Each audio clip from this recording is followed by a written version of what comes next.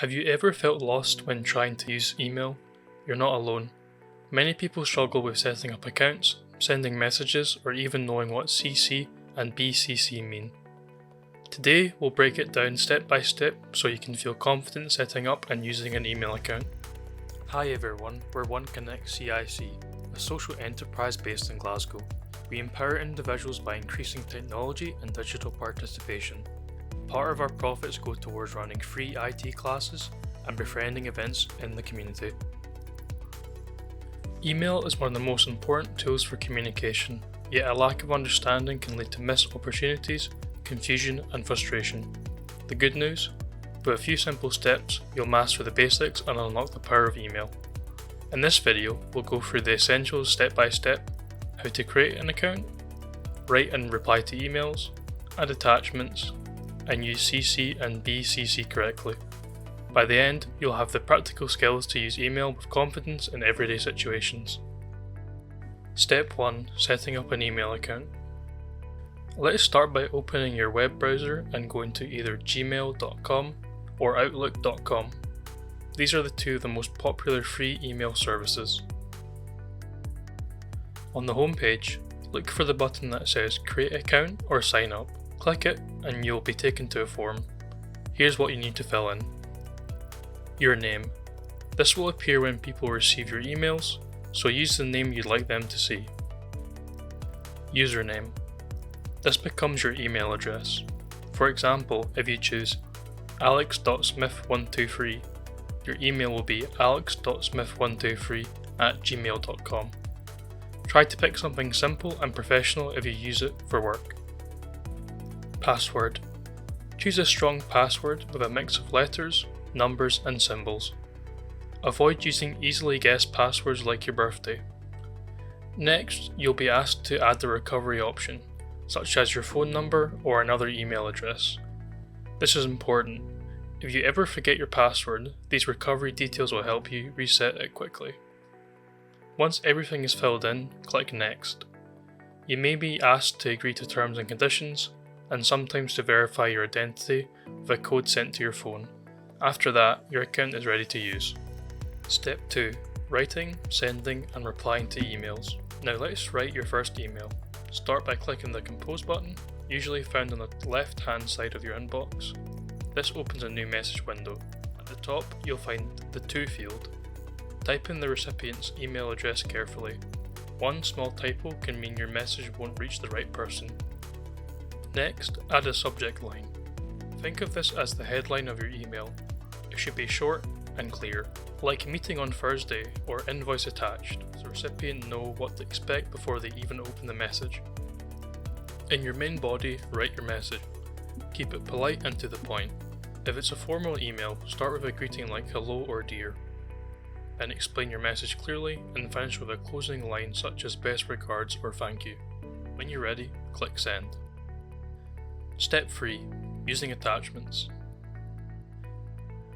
Sometimes you'll need to send more than just a text, like a document, a photo, or a PDF.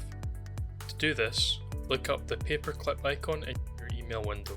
Click it, and a file browser will open. From here, select the file you want to share.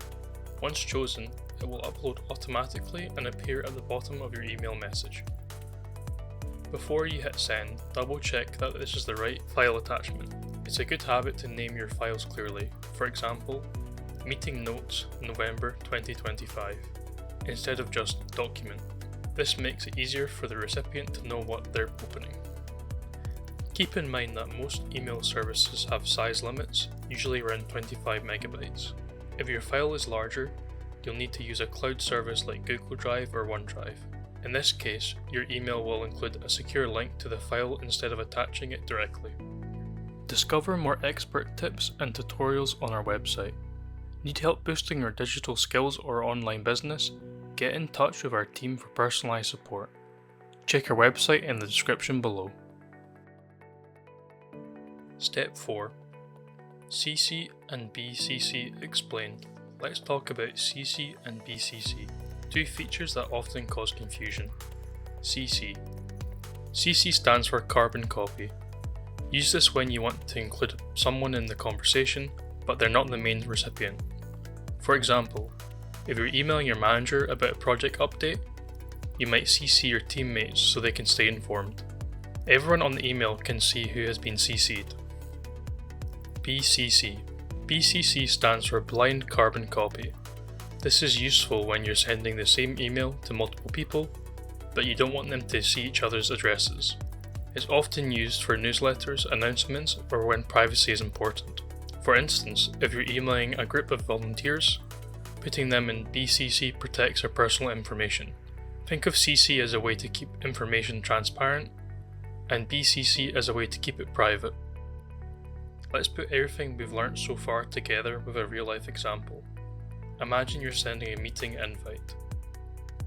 In the To field, you add your manager's email address, they're the main recipient.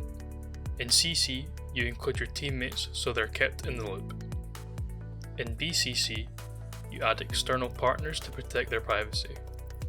Next, you write a clear subject line. Project meeting, Thursday at 2 p.m. In the body, you include the meeting details, a polite greeting, and a closing line. Finally, you attach the agenda as a PDF using the paperclip icon, check everything is okay, and click send. This way, your email is simple, clear, and professional. And you've used all the core features we've covered: account setup, writing, replying, attachments, CC, and BCC. Whether you're learning to spot scams, use your camera, or connect to Wi-Fi, we're here to support every step of the way. If this video helped, don't forget to like, share, and hit that subscribe button for more tech tips and tutorials.